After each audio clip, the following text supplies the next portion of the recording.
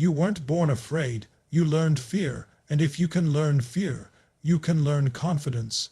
Confidence isn't something you're given, it's something you build brick by brick, day by day. You don't wake up with it. You create it by showing up, by pushing past the voice that says, "I'm not enough," and replacing it with, "Watch me." The most powerful force in human behavior is the need to stay consistent with your identity. So if you want unstoppable confidence, you've got to rewire who you believe you are. That's what I'm going to help you do, starting now. Confidence isn't a feeling you wait for. It's not something that just happens when everything aligns. That's the myth that keeps most people small. They're waiting to feel confident before they act, but that's backward. Confidence comes from taking action, especially when you don't feel ready, and stacking up proof that you're stronger than your fears. Let me say it again. Confidence is built by evidence, not wishful thinking, not fake it till you make it. It's built by showing up, following through, and proving to yourself over and over again that you can count on you. Every time you do what you say you're going to do, even when it's hard, especially when it's hard, you cast a vote for a new identity, the identity of someone who is capable, certain, and powerful. Think about it like a muscle. You don't build strength by reading about push-ups. You build it by doing the reps. You build it by failing and getting back up. You build it by conditioning your nervous system to stay in action even when your mind screams, "You can't." And the more you repeat that process, the more certainty you create. That certainty becomes your foundation, and here's the magic. Once you've conditioned that kind of certainty into your nervous system, no one can take it from you. Not a boss, not a setback, not a failure. Why? Because it's no longer just a belief, it's proof. You've seen yourself do it. You've felt yourself rise. You've earned your confidence. But most people don't have confidence because they don't have consistency. They break promises to themselves. They hesitate, procrastinate, overthink. And every time they do, they erode their own trust. And without trust, there is no confidence. So here's your breakthrough. Confidence is not a gift. It's a standard. Raise the standard for how you show up, and you'll raise the level of belief you have in yourself. You don't need to feel confident to begin. You need to begin to feel confident. And if you repeat that enough times, you'll stop trying to feel ready, because you'll know you're ready. Every time on command, that's how you build unstoppable confidence. Confidence doesn't live in your mind alone. It lives in your body. The fastest way to shift how you feel is to change how you move. If you want unstoppable confidence, you don't just need better thoughts. You need a stronger state. And state comes from physiology. Your posture, your breathing, your energy. They're not just reflections of how you feel. They're the drivers of how you feel. Most people don't realize this.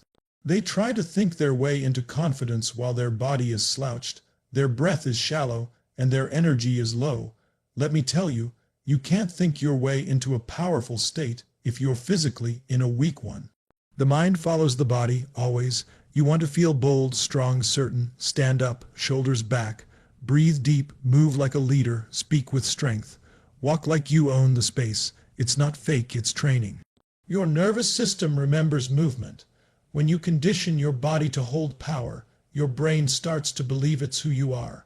That's why athletes do rituals before they compete. That's why I do priming every single day before I walk on stage.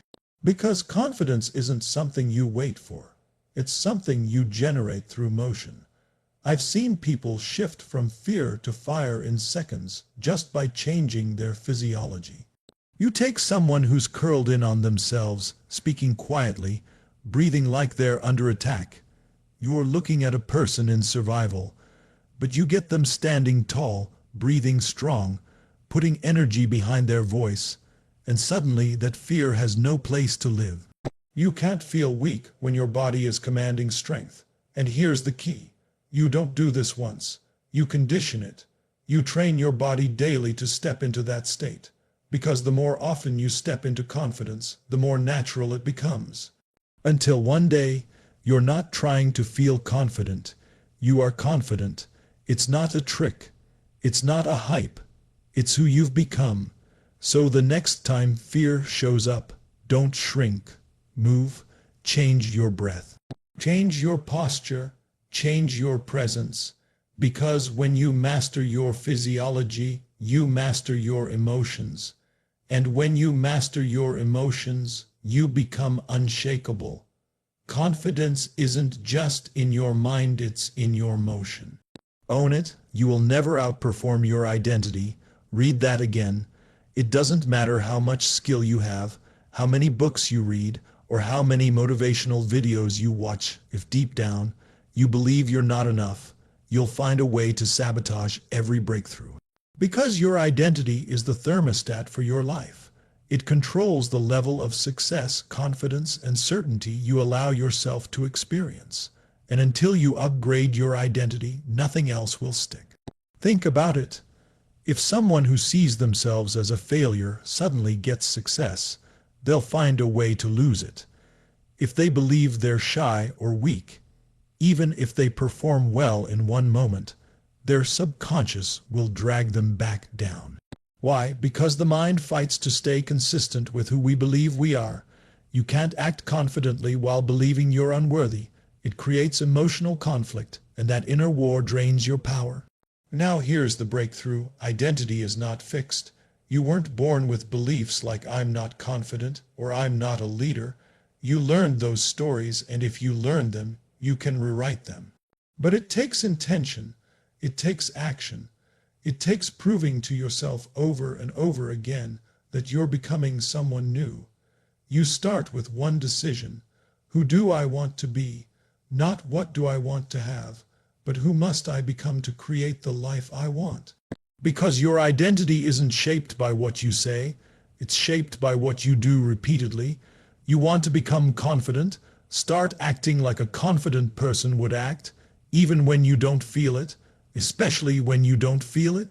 Each time you show courage, each time you speak up, take a risk, stand tall, you lay another brick in the foundation of a new identity. Over time, your brain stops fighting it. It starts saying, maybe this is who I really am. That's when the shift happens. That's when confidence goes from being an effort to being your essence. You don't need to become someone else.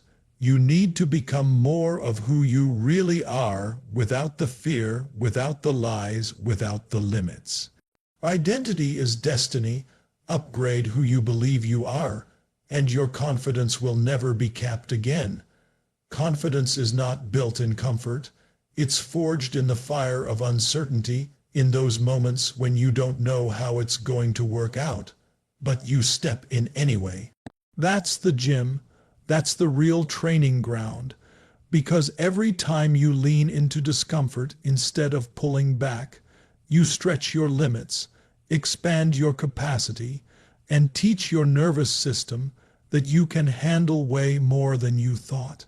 Most people are waiting for confidence so they can finally take action.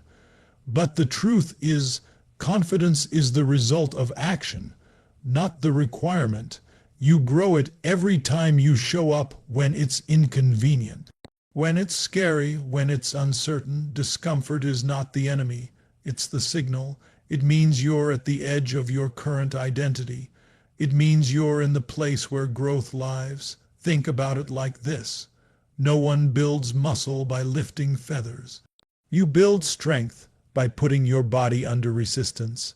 The same is true for confidence.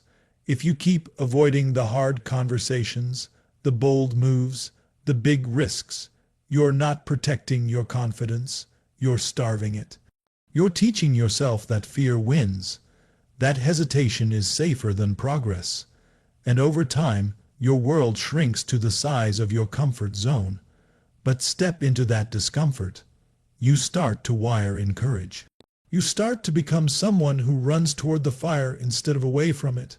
You start building evidence that you can handle the unknown, and every time you survive, better yet, every time you succeed, your confidence compounds. This is why some people walk into any room, any challenge, any storm, and they don't flinch, it's not because they're fearless. It's because they've trained in the gym of discomfort. They've failed, they've stumbled, they've been humbled, but they've grown. And growth builds confidence more than perfection ever could. So the next time discomfort knocks, don't hide. Answer the door. Don't look for the easy path. Look for the path that stretches you, because that stretch is where your edge lies. And the edge is where confidence is born. You want unstoppable confidence, then get comfortable being uncomfortable.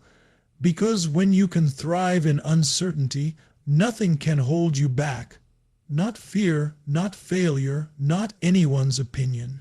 That's where you let me be direct. The only thing truly stopping you from building unstoppable confidence is the story you keep telling yourself.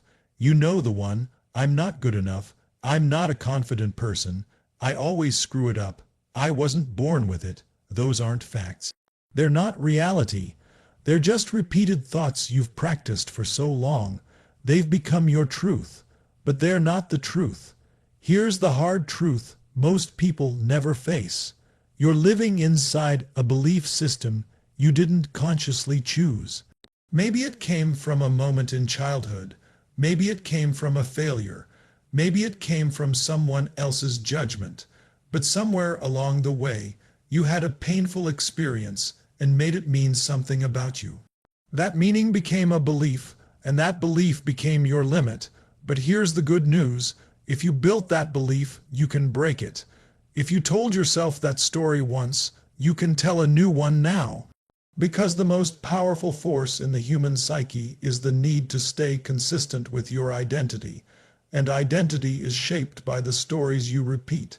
Change the story, change the identity, and your confidence explodes. How do you destroy the old story? First, you become aware of it, catch it in the moment, hear that voice say, I can't do this, or I'm going to fail, and interrupt it. Don't argue with it, break its pattern. Stand up, shout stop. If you have to, change your body and replace that lie with something empowering, not fake, not hype, but something true, something stronger. Second, gather new evidence. Every time you take action despite fear, every time you speak up, take the leap, keep a promise. You're proving the old story wrong, and over time the brain starts to rewrite the script. It starts to say, maybe I can do this, maybe I am strong, maybe I am confident. And guess what? That becomes the new story, the one that empowers you instead of enslaving you. So if you want unstoppable confidence, stop trying to feel better inside the prison of your old beliefs. Break the walls down. Write a new narrative, one that reflects the truth of your potential, not the fears of your past, because once the story changes, everything changes. If you want to build unstoppable confidence, you cannot do it in isolation. Confidence is not just internal, it's environmental. Who you surround yourself with will either stretch you or shrink you. It's that simple. If you spend time with people who doubt themselves, who complain, who play small, guess what you start doing? You adopt their energy, you speak like them, you start accepting their version of realistic, and your confidence dies a slow death without you even noticing. But if you get around people who walk with certainty, who speak with boldness, who expect growth and progress, you rise. Their confidence starts to rub off, their energy becomes your standard. You start to play a different game, not because someone told you to, but because you see it modeled in real time. That's the power of proximity. It pulls you up to a new level. Every single person I've coached, from struggling entrepreneurs to billionaires, has one thing in common. They understood the importance of their circle. They were ruthless about who they spent time with. Not because they're arrogant, because they know the truth. Your environment is always shaping you. It's either building your belief system or breaking it. This doesn't mean you cut everyone off or live in an echo chamber. It means you intentionally choose to spend the most time with people who are living the way you want to live. People who embody the confidence, discipline, passion, and certainty you want to develop. It means you invest in coaches, mentors, masterminds, communities, anything that raises your standard by osmosis. And here's the magic. When you upgrade your proximity, your identity starts to shift. You stop saying, "I can't," because no one around you is saying that. You stop playing small because the people around you are playing big. Suddenly, your old limits feel like they belong to a different version of you, and they do. So if your confidence is lacking, check your circle. Audit your environment. Ask yourself, who am I becoming by being around these people? If the answer doesn't excite you, change it, because you become who you spend time with. Confidence is contagious. Get around it and you'll catch it. Stay around it and you'll own it. Proximity is power. Choose power.